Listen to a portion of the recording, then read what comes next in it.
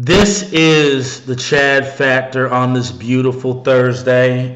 This is March 30th of 2023, and I'm here to talk with you. Haven't been on videos, been working, been doing my thing, been going crazy all these days. I've been having a crazy 2 weeks, but I'm here to talk about this recent shooting in Nashville, Tennessee, where this woman killed 6 people. Rest in peace to the victims of this tragic incident. Rest in peace to the to all the victims of these types of shootings. So I'm gonna say that on the record in case people, but it's very amazing to me that the leftist media and the leftist progressive media, and yes, I'm going to say that, politicize this immediately, saying that we need to take away guns, we need regulations, and we need to get rid of assault rifles. It's the same exact game. They did this in the Parkland shooting, they did this with Sandy Hook, and all I have to say to all of this is you can bicker and complain all you want to. I want people to keep their AR-15s. I want less regulations on weapons. I want people to actually own bazookas and tanks because it is to keep you safe from a tyrannical government, okay, or anything of that sort. And that's why it was on there, to keep you safe from that.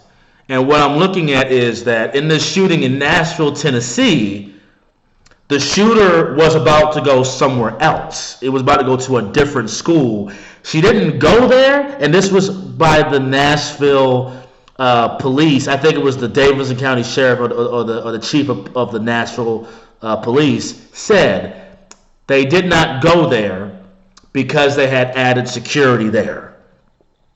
They already had security there. So that's why they didn't go. That's why they didn't go. They didn't go because they did not have security there. So when I hear people that keep talking about we need to take away assault rifles, we need to take away guns, when all these places either they do not have armed guard security or sheriff deputies or resource officers, that's and then add to that they're gun-free zones. Most of these places happen in gun-free zones. Okay. They want to blame me or anybody else that owns a gun and wants to keep themselves safe. So that's why I keep saying that I don't care when people say, keep your mouth shut, let's mourn the victims. We're going to mourn the victims, but understand these people want to take away your rights. These people want to take away your guns. They want the government to have a monopoly on all weapons, on all things, and come to them for protection. We see how that works. We saw Nazi Germany. We saw communist nations, Russia, China, I can go on and on about the Bolshevik, massacre. Like, people need to stop having this same argument. The issue that we need to talk about is we need to either get armed security at a lot of these schools or armed officers at these schools, or get private security. Or, even though I don't fully agree with this because I don't like public schools, you can try to arm teachers. That could be a part of a solution. I morally pretty much agree with just getting private security or doors, or just to heck with it, just abolish all public schools and we can do private and homeschooling so children don't have to go through that crap. Because now people are looking at it as more affordable. But my basic point is, they're doing the same game. They're actually at the Capitol today in Tennessee arguing, protesting the Tennessee legislative because they want new gun laws. Okay? They want new gun laws. They don't like constitutional carry in the state. So they want new gun laws. So right now they're hooting, hotting, and raving, trying to say they want to change the laws. Well, I got news flash for you. Hopefully they won't bend the knee to the leftist mob, but Tennessee's not changing. Georgia's not changing. I hope all the states do not change and don't buck a knee, because once you get rid of one regulation, just like when Trump did the bum stock ban, now they want to get more bans. Okay, there's still people with bum stocks though, obviously, but I'm just saying you still want to add more government regulation. All gun laws are an infringement.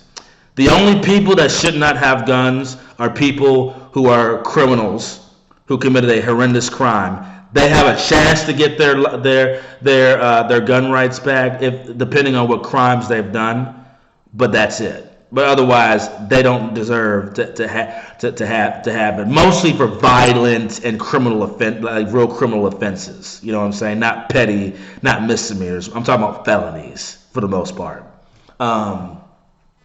So yes, so those are the only people that don't deserve to have guns.